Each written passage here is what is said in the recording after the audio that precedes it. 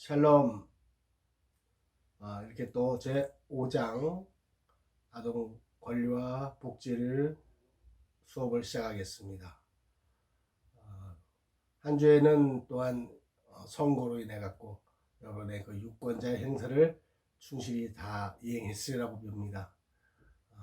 이 나라와 이 민족을 위해서 때를 얻든지 못 얻든지 늘 걱정하면서 기도하는 우리 기독교인이 되도록 합시다.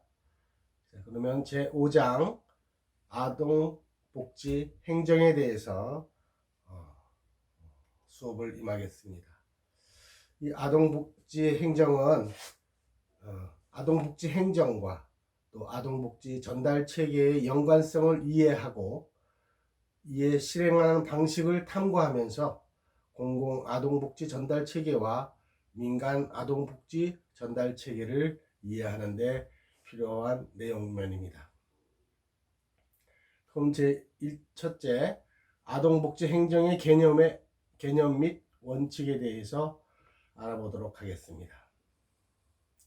첫째, 개념입니다. 아동복지 정책을 아동복지 서비스로 전환시키는 데 필요한 사회복지 조직에서의 총체적인 활동을 뜻합니다. 또한 사회복지 행정의 하위 영역으로 아동과 그 가족을 대상으로 하는 행정을 아동복지 행정이라는 개념으로 보시면 되겠습니다. 그리고 사회복지 서비스의 전달 체계에서 구축되어야 할 원칙이 있습니다.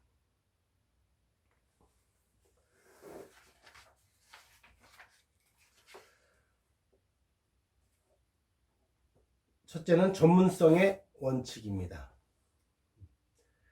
핵심적인 업무는 반드시 전문가의 개입이 필요로 하죠. 또한 두 번째는 통합성의 원칙입니다. 클라이언트의 문제는 되게 복합적이고 또한 상호 연관이 있으므로 문제의 해결을 위해서는 서비스 간에 서로 상호 간의 연관성을 파악을 해야만 합니다. 셋째, 포괄성의 원칙입니다. 인간에게 발생되는 문제는 하나의 문제가 하나의 원인으로만 생겨나는 것이 아니며 다른 여러 가지 문제가 상호간에 연관이 되어 있다는 것이죠. 그래서 접근 방식에서 좀 더 포괄적으로 접근해야 해서 나아갈 필요가 있습니다. 네 번째는 적절성의 원칙입니다. 수요자의 입장에서 또 서비스 제공이 어떻게 이루어지는지를 염두에 두어야 합니다. 클라이언트에게 제공되는 서비스의 양과 질의 제공하는 기간, 클라이언트나 소비자의 욕구 충족과 서비스의 목표 달성을 충족해야 합니다.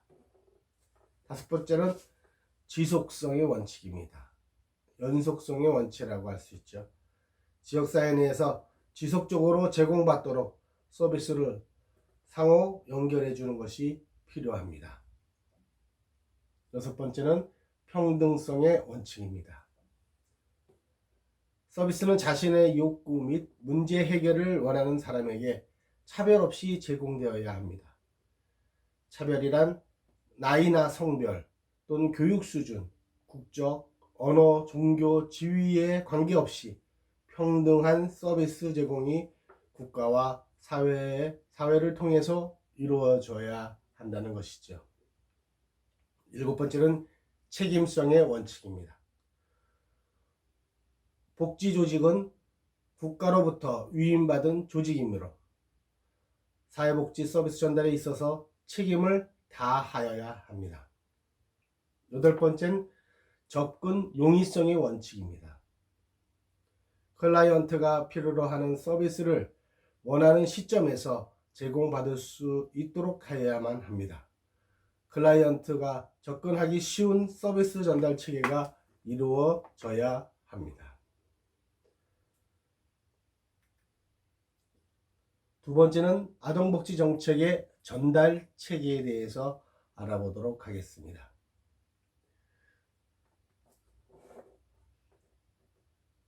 아동복지 서비스의 전달 체계는 수요자에게 각종 복지 서비스에 대한 정보 제공과 교육 기능, 다른 서비스 기관과의 협력하는 기능을 수행을 해야만 됩니다.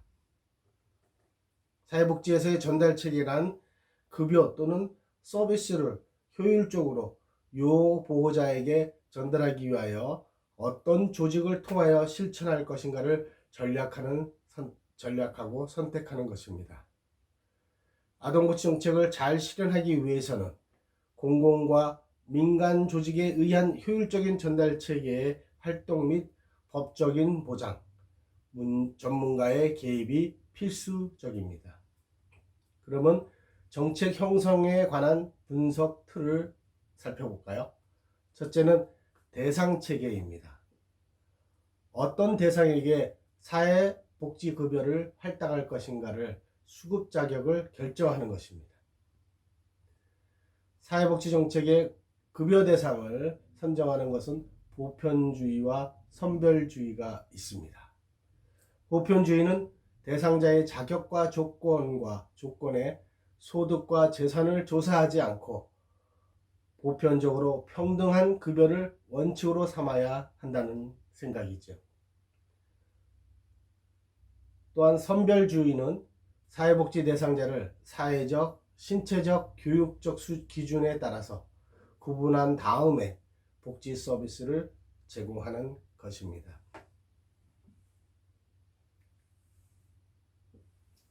특히 두 번째는 급여 체계입니다. 수급자에게 어떤 형태의 급여를 제공할 것인지를 결정하는 것입니다. 기회의 제공과 정책 결정에 참여하는과 비물질적 사회 서비스 제공과 물품 제공, 또 신용과 물품 교환권, 현금 등 제공이 있습니다. 아동복지의 급여 체계는 소득 보장과 서비스로 구분하고 있습니다. 셋째는 전달 체계입니다. 전달 체계는 공공 조직과 민간 조직, 또 공공과 민간의 혼합 형태 또는 순수한 민간 조직이 있습니다. 공공조직은 모든 국민이 대상일 경우 유용하지만 가격과 질의 저하 또는 관료주의적인 경직성, 또 접근의 어려움이 있습니다. 반면 민간 조직은 다양함과 또한 선택의 자유와 창의성, 또 접근이 용이하며 융통성이 장점이 있으나 서비스의 통합성과 지속성과 안정성이 취약하다고 할 수 있습니다. 네 번째는 재정 체계입니다. 급여나 서비스의 비용을 어떻게 조달할 것인지를 결정하는 차원입니다. 아동복지를 실현하여 필요한 재원을 공공재정과 민간재정 등 어떤 방법으로 충동할 것인지를 결정해야만 합니다. 아동복지 서비스는 공공재로서의 특성을 인하여 민간재정으로 운영하면서 공공재정의 지원을 받는 혼합 형태입니다. 비영리 요인과 영리적인 요인이 도입되어 혼합 경제의 성향을 지니고 있습니다. 도표 5-1의 사회복지정책의 재원에서 공공재원은 일반세와 목적세로 나눠지고 있죠. 또한 사회복지정책의 재원에 사회보험 재원이 있고 고용주 부담의 보험료가 있고 또 보험료와 조세가 있습니다. 또 민간 재원으로 민간 사회복지 조직의 재원이 구성되어 있습니다.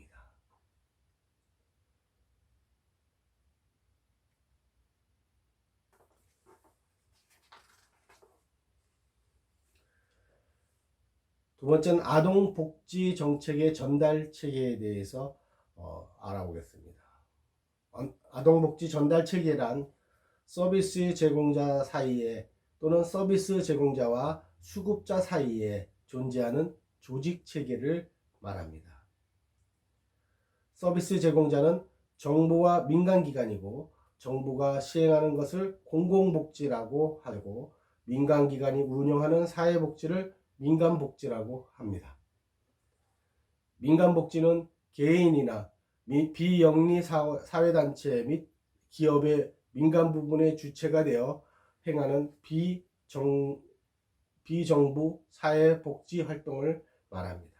예를 들어서 박애사업이나 자선사업, 또 민간 사회복지기관과의 시설, 기업 복지와 여기 속한다고 할 수 있습니다. 도표보면 공공사회복지 행정조직에는 중앙정부의 사회복지 행정과 또는 광역자치단체 사회복지 행정조치와 또 기초자치단체 사회복지 행정조직으로 공공사회복지 행정이 구분이 됩니다. 이에 민간복지 행정조직의 두 분류로 나누면 한국사회복지사협회 등과 법인과 시설 단위로 나눠지고 있습니다.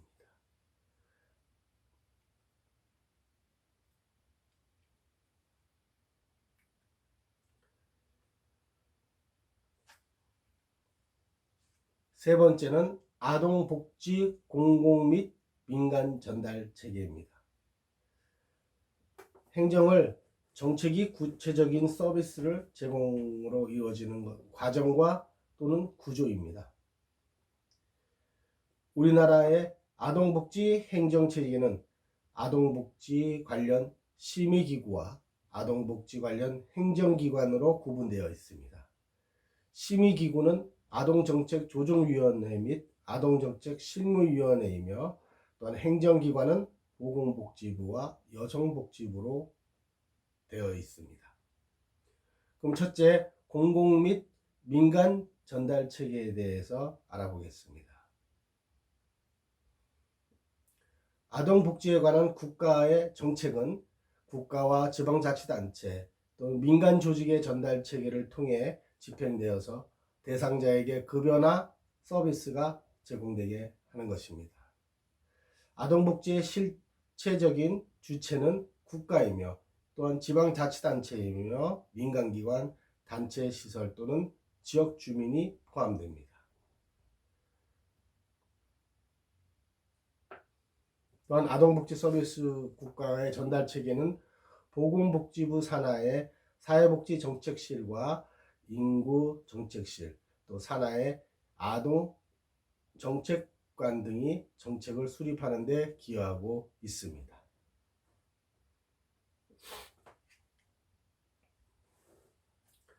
그러면 공공 및 민간 전달 체계에서 첫째는 공적 전달 체계는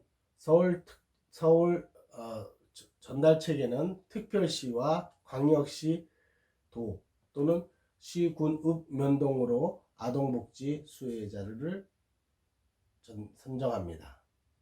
민간 전달 체계는 민간단체 또는 민간시설에서 아동복지 수혜자로 전달이 체계가 이루어지고 있습니다. 또 중앙부처는 보건복지부와 여성가족부, 기획재정부, 또 교육부 등이 있습니다. 지방부처는 시도자치단체에서 맡고 있습니다.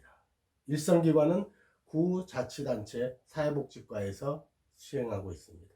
또 사적 전달체계와 연결한 민관 합동 전달체계로 수립되어 있습니다.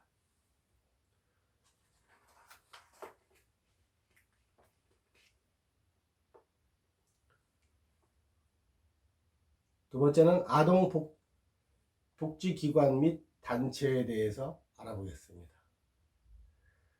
아동복지기관 및 단체는 정부기관, 민간기관 및 공적단체 또는 아동복지 국제기구가 있습니다.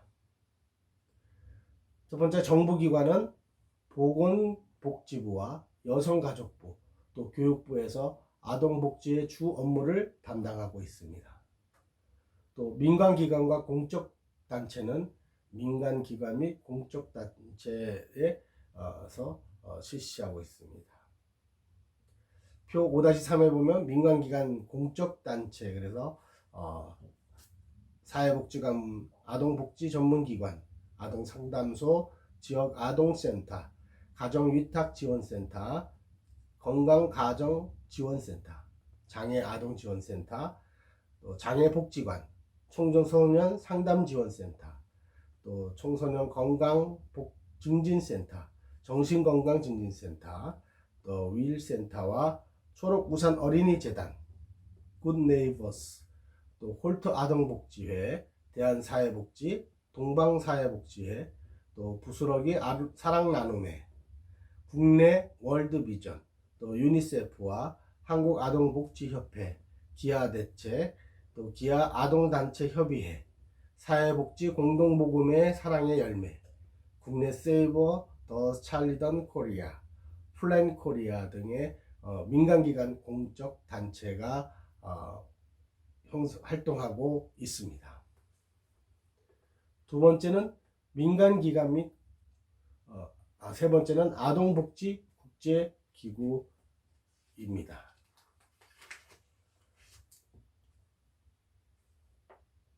국제기구로는 세계보건기구, 또 국제노동기구, 또 국제연합교육과학문화기구와 국제아동기구, 국제아동복지협회, 또 세이브 더 칠런 코리아 국제구호개발 및 비정보기관이 있고, 국제 월드비전과 또 플레인 인터내셔널이 있고, 세계 어린이 복지기구와 한국국제봉사기구가 아동복지 국제기구 등이 활동하고 있습니다.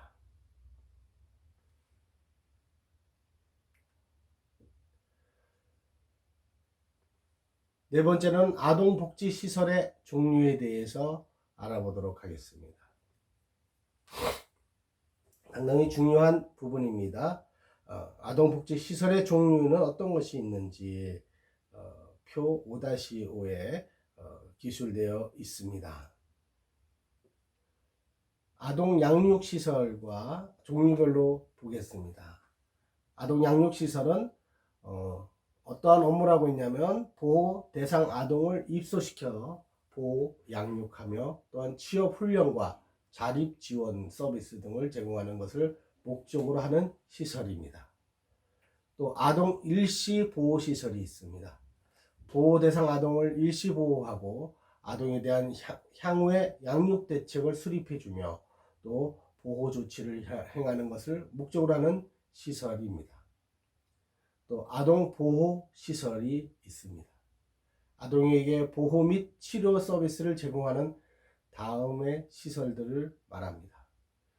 불량행위를 하거나 불량행위를 할 우려가 있는 아동으로서 보호자가 없거나 또는 친권자나 후견인이 입소를 신청한 아동, 또는 가정법원, 지방법원 소년부 지원에서 보호 위탁된 19세 미만의 사람을 입소시켜서 치료와 선도를 통하여 건전한 사회인으로 육성하는 것을 목적으로 하는 시설입니다.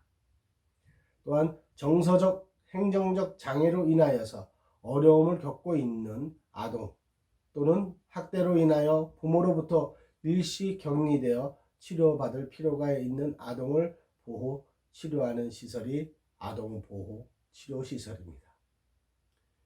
그럼 그룹홈을 보겠습니다. 그룹홈의 업무는 보호 대상 아동에게 가정과 같은 주거 여건과 보호 양육 또는 자립지원 서비스를 제공하는 것을 목적으로 하는 시설입니다. 또한 자립지원시설이 있습니다. 자립지원시설에서는 아동복지시설에서 퇴소한 사람에게 취업준비 기간 또는 취업 후 일정 기간 동안에 보호함으로써 자립을 지원하는 목적을 하는 시설을 말합니다. 아동 상담소가 있습니다. 아동 상담소의 주 업무는 아동과 그 가족의 문제에 관한 상담, 치료, 또 예방 및 연구 등을 목적으로 하는 시설입니다. 또 아동 전용 시설이 있습니다. 어린이 공원이나 어린이 놀이터, 아동회관, 체육, 연극, 영화, 과학 실험, 또 전시 시설, 또 아동 휴게소, 숙박 시설, 또 야영장 등 아동에게 건전한 놀이, 오락, 그 밖의 각종 편의를 제공하여 심신의 건강 유지와 복지 증진에 필요한 서비스를 제공하는 것을 목적으로 하는 시설입니다. 지역 아동센터에서는 지역사회 아동 보호, 교육, 건전한 놀이와 오락의 제공과 보호자와 지역사회 연계 등 아동의 건전 육성을 위하여 종합적인 아동복지 서비스를 제공하는 시설이 주 업무입니다. 그러면 추가 사업 시설을 알아보겠습니다. 아동복지 추가 사업 시설에는 아동 가정 사업, 지역 지원 사업이 있습니다. 주로 하는 업무는 지역 아동의 건전한 발달을 위하여 아동과 가정, 지역 주민에게 상담 및 조언 및 정보를 제공하는 주는 사업을 하고 있는 것이죠. 또 아동 주간 보호 사업입니다. 아동복지시설에서 퇴소한 사람에게 취업 준비 기간 또는 취업 후 일정 기간 동안에 보호함으로써 자립을 지원하는 것을 목적으로 하는 시설입니다. 또한 아동 전문 상담 사업이 있습니다. 부득이한 이유로 가정에서 낮 동안 보호받을 수가 없는 아동을 대상으로 개별적인 보호와 교육을 통하여서 아동의 건전한 성장을 도모하는 사업입니다. 또한 아동 학대 보호 사업입니다. 학대 아동의 발견 또는 보호, 치료 및 아동 학대의 예방을 전문적으로 실시하는 사업입니다. 또한 그룹홈 사업입니다. 보호 대상에게 가정과 같은 주거 여건과 보호를 제공하는 것을 목적으로 하는 사업입니다. 또 방과 후 아동 지도 사업입니다. 저소득 아동을 대상으로 방과 후 개별적인 보호와 교육을 통하여서 건전한 인격 형성을 목적으로 하는 사업입니다.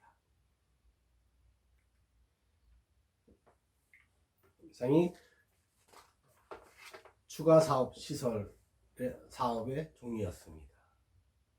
다섯 번째로는 아동복지 전문 인력에 대해서 알아보겠습니다.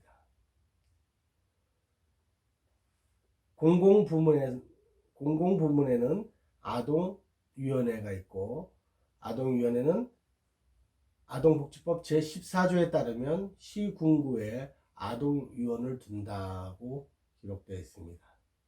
또 아동에 대하여 항상 그 생활 상태 및 가정 환경을 상세히 파악하고 아동복지에 필요한 원조와 지도를 행하며 전담 공무원 및 관계 행정기관과 협력을 합니다.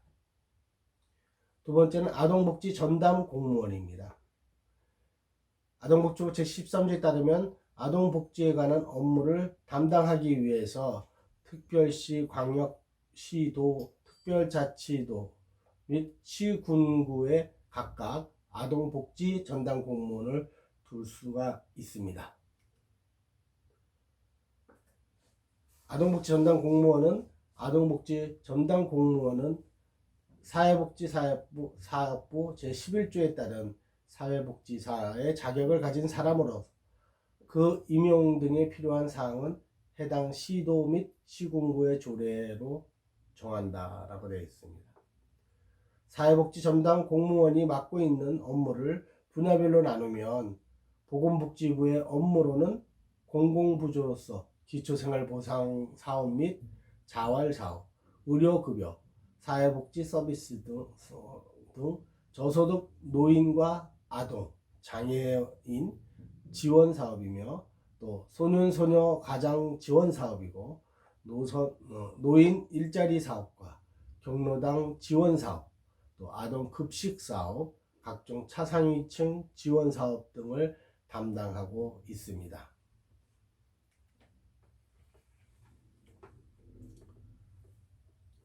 세 번째는 건강 가정사입니다.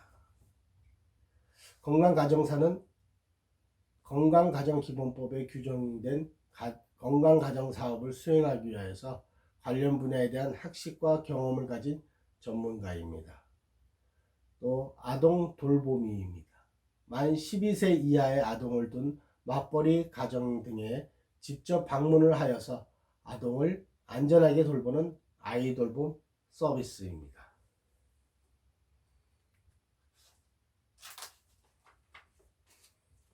그러면 두 번째는 민간 부분으로 들어가겠습니다. 민간 부분에는 첫째, 아동 복지시설 및 기관 종사자입니다.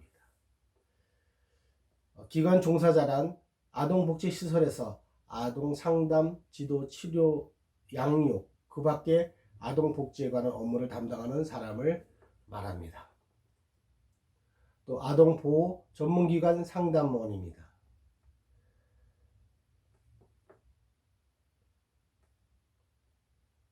중앙아동보호전문기관은 지역 아동보호 전문기관을 지원하고 아동학대와 예방사업 연구 및 자료 발간, 또 효율적인 아동학대 예방사업을 위하여 연계체계를 구축하고 아동학대 예방 프로그램을 개발 및 평가, 상담원의 직무교육 및 아동학대 예방 관련 교육 및 홍보와 또 아동보호 전문기관의 전산 시스템을 구축하여서 운영 등 업무를 수행하고 있습니다. 세 번째는 학교 사회봉사 복지사입니다. 학교에서 일어나는 학생들의 문제를 개인의 문제가만이 아닌 개인이 둘러싼 환경과의 상호작용의 문제라고 보고 이러한 심리 사회적 문제를 학교와 학생 또 가정과 지역사회의 연계를 통해서 예방하고 해결함을 물론 학생에게 최상의 교육 환경과 교육 기회를 제공한다는 그런 취지 아래서 사회복지사의 전문 분야로 학교 사회복지사를 두고 있습니다. 네 번째 사회복지사입니다. 사회복지사는 여러분들 잘 알다시피 1970년 사회복지사업 종사자로 시작하여서 1983년 5월 사회복지사업법을 개정되면서 사회사업가 또는 사회사업 종사자의 명칭이 사회복지사로 규정되어 사회복지사 자격증을 발급하기 시작하였습니다. 다섯 번째는 지역 아동센터 생활복지사입니다. 지역 아동센터 생활복지사는 사회복지사업법에 따라서 사회복지사 2급 자격 이상의 사람을 자격이 있고 또 유치원, 초등학교 또는 중고등학교 교사 자격증이 있는 사람이어야 되며 영유아 보육법에 따른 보육교사 1급 자격이 있는 사람에 한정해서 생활복지사로 채용이 가능합니다. 다섯 번째는 방과 후 지도자입니다. 학생 지도의 전반적인 지식과 운영 능력을 갖추고 방과 후 교실을 운영하는 전문 교사로서 학생의 특성을 파악하여 그들에 맞는 교육 방법을 모색하고 지도함으로써 학생의 개개인의 소질과 적성을 개발하고 다양성을 찾아내는 역할을 하는 지도사입니다.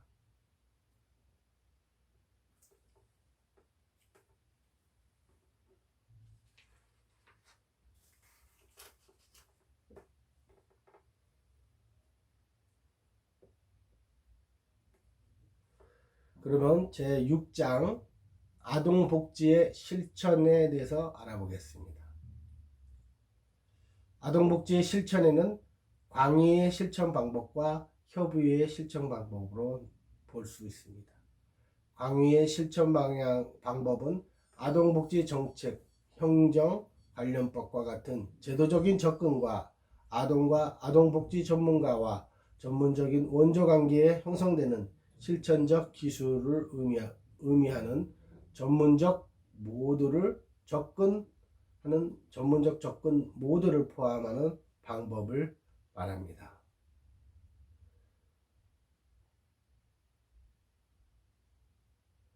협의의 실천 방법인 미시적인 또 기술적인 실천의 개별, 집단 또는 지역사회 복지와 사례관리 등을 둘 수가 있습니다.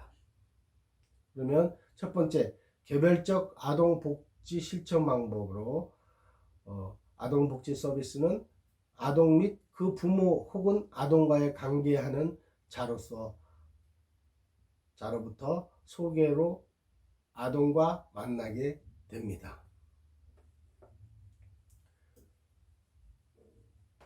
그러면 개별적인 아동복지 실천 방법의 정의로는 클라이언트와의 1대1 관계 속에서 이루어지는 직접 실천인 것입니다. 또 개별 문제에 초점을 두고 이를 해결하기 위해서 클라이언트와 사회복지사와의 전문적 관계를 도구를 활용합니다. 두 번째 실천 방법으로는 과정입니다. 초기 접촉은 접수 면접입니다. 부모나 교사의 전화나 방문으로 시작하게 됩니다. 또 클라이언트의 문제나 욕구를 확인합니다. 두 번째는 사정과 계획입니다. 자료 수집은 정보 수집이며 사정은 정보를 해석하고 자료로부터 추론하는 지적인 활동입니다. 계획을 세울 때는 개입에서의 역점을 두어야 할 문제나 관심사, 또 개입의 목표나 기대되는 결과, 또 개입 과정 동안 사회복지사가 취해야 할 행동에 주의해야 하는 시간 계획입니다.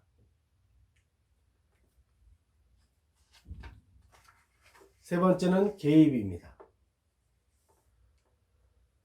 개입 방법은 아동의 상태에 따라 심리치료 모델과 행동 수정 모델, 또 클라이언트 중심 혹은 아동 중심 모델, 놀이치료와 정신역동 아동치료, 인지행동 아동치료 등 다양한 개입이 있습니다. 네 번째는 평가와 종결입니다. 최종 단계로서 적절한 시점에서 회기를 종결하는 것이 필요로 합니다. 세 번째는 아동복지 실천에 고려해야 될 사항입니다. 개별 실천의 효과적인 경우는 아동의 불안이 심할 때, 아동의 부모에게 의한 방임이나 학대, 또 유기, 자기 존중감을 저하시키는 장애가 있을 때이고, 또 집단 실천의 효과적인 경우는 상호 원조와 치료를 시행하며 상담 집단은 공통적인 문제나 경험을 가진 아동에게 안전한 사회적인 경험과 정서적인 표현을 격려하는 양육 환경을 제공을 합니다.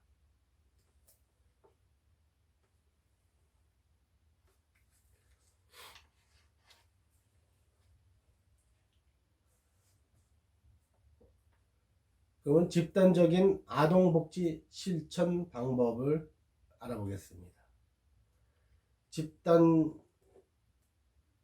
집단은 적게 4명에서 5명에서 또는 수십 명에 이르는 아동 또는 부모 집단을 대상으로 하는 프로그램을 통해서 도움을 제공하는 방법입니다. 집단 실천이란 전문가에 의해 의도하는 집단 과정과 경험을 통해서 개인의 사회적 기능 수행을 향상시키며 개인, 집단, 지역사회의 당면한 문제를 더 효과적으로 대처해 나갈 수 있도록 하는 것을 말합니다. 그럼 첫째, 지지 집단입니다. 클라이언트들은 대개 유사한 문제나 경험을 갖고 있습니다. 또한 지지 집단은 다른 형태의 집단에 비해 유대가 빨리 형성되는 특징이 있습니다. 두 번째는 교육 집단입니다. 학습에 대한 공통 관심사를 가진 사람으로 구성되어 있습니다. 또 성교육, 청소년 집단, 소아 당뇨, 특정 질환, 아동에 대한 식이요법 또는 훈련 집단이 있습니다. 세 번째는 성장 집단입니다.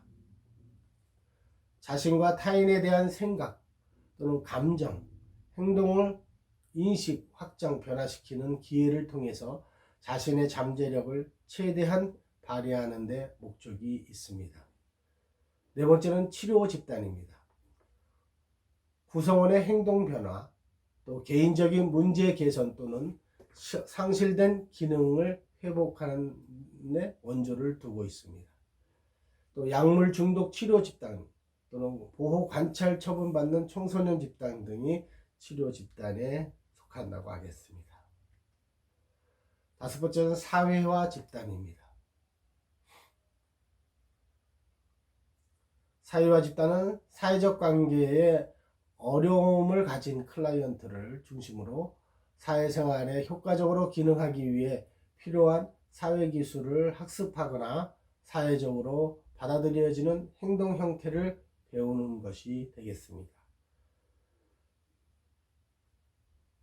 사회 집단의 종류에는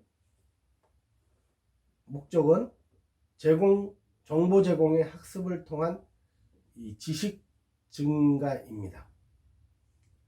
방법으로는 강연이나 토론 또는 직접 경험하게끔 합니다.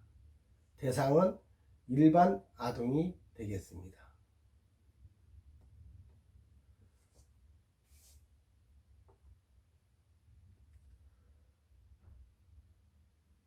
세 번째는 지역사회 중심의 아동복지 실천입니다. 지역사회 복지는 중앙정부의 복지정책과 기능의 일부 또는 전체가 지방자치단체로 이관됨에 따라서 지역사회의 단위로 하는 새로운 개념의 복지가 시작되게 되었습니다. 또 지역사회가 지닌 아동이나 관련 문제 및 욕구 등의 예방과 해결하기 위하여서 지역사회의 지역 아동복지 관련 전문가와 지역 주민에 의해 이루어지는 지역 아동정책 및 서비스를 포함한 노력의 총체라고 할 수 있습니다. 네 번째는 사례관리입니다. 장기간 서비스를 제공받아야 하는 복합적인 문제를 가진 아동 및 부모에게 서비스를 제공하는 중개 방법이 되겠습니다.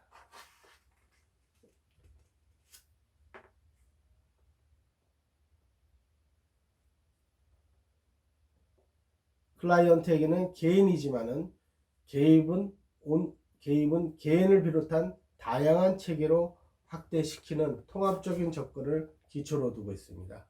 그래서 사례관리의 기본 원칙은 첫째, 기본 원칙, 개별화된 서비스 제공의 원칙이며 또 조정의 원칙이며 서비스 통합의 원칙입니다. 또 연속성의 원칙과 사례관리자 책임의 원칙이 되겠습니다. 또 두 번째는 사례관리의 주요 시설입니다. 주요 기술에는 직접 서비스 기술과 간접 서비스 기술로 나눠지죠. 직접 서비스 기술은 개별 상담과 치료 또는 집단 상담과 치료, 가족 상담과 치료 및 교육 훈련이 직접 서비스 치료 기술이며, 간접 서비스 기술은 각 시설 간의 연결 및 정보 제공과 또 사회망 형성을 보조해주며 자조 집단 형성 지지와 사회교육 및 아동 옹호가 되겠습니다. 세 번째는 사례관리의 과정과 단계별 기능입니다. 클라이언트는 필요로 하는 원하는 서비스를 제공받을 수 있도록 원주해주는 방향으로 움직입니다. 개별화된 서비스 제공의 원칙 또는 조정의 원칙, 서비스 통합의 원칙, 연속성의 원칙과 사례관리자 책임의 원칙으로 나눠지게 됩니다. 첫째는 초기 접촉입니다. 기관이나 가족, 지역사회 또는 조직과 교회 또는 경찰, 학교로부터의 의뢰받거나 스스로 방문을 통해서 기관을 접촉을 하게 됩니다. 초기 접촉 혹은 자원봉사자, 실습생이 지역사회를 방문하는 아웃리치를 통한 접근이 있거나 의뢰받기도 합니다. 두 번째는 접수 면접과 사정, 또 실천 계획 및 목표를 수립하게 되죠. 클라이언트의 문제 상황을 밝혀내는 것입니다. 사정은 문제의 확인이며 실천 계획 및 목표 수립은 사정에 기초로 하여서 종합적인 서비스를 계획 및 목표를 수립하게 됩니다. 세 번째는 개입 계획 수립과 자원 개발입니다. 구체적으로 개별화된 전략인 것입니다. 위기의 개입이냐, 정서적인 지지이냐, 교육이냐, 공모이냐, 또는 자원 연계가 이에 자원 개발의 계획 수립에 있겠습니다. 네 번째로는 클라이언트 서비스 체계와의 연결성입니다. 또 다른 필요로 한 서비스에게 연결이 될 수 있도록 하는 등 클라이언트와 서비스 체계 간의 연결이 순조롭게 진행되도록 돕는 과정인 것입니다. 다섯 번째는 점검과 재사정입니다. 서비스의 제공과 조정이 어느 정도 만족스러운지, 개입 계획에 새로운 변화 가능성이 있는지 또는 평가하기 위해서 실시하는 데 목적이 있습니다. 예를 들어서 시간과 서비스와 자원에 관한 것, 서비스와 지원 계획이 어느 정도 이행되고 있는지, 계획이 성공적으로 역행적으로 결과적인지를 점검하는 것을 말합니다. 여섯 번째는 평가입니다. 관리자에게 의해 서비스 계획 등이 시간과 비용을 투자할 만큼 가치가 있는지 혹은 없는지를 알아보기 위한 과정이 평가이죠. 끝으로 종결입니다. 일곱 번째 종결이 생략됐는데요. 종결은 문제 해결의 능력을 가진 클라이언트를 삶의 주체로 세우는 관계 전환의 과정인 것입니다. 클라이언트가 욕구가 해결된 상태를 유지하고 또 다른 욕구가 생겼을 때 스스로 해결할 수 있는 기회를 갖도록 하는 것이 중요하죠. 이렇게 아동 관리 행정에 대해서 함께 알아보았습니다. 수고했습니다.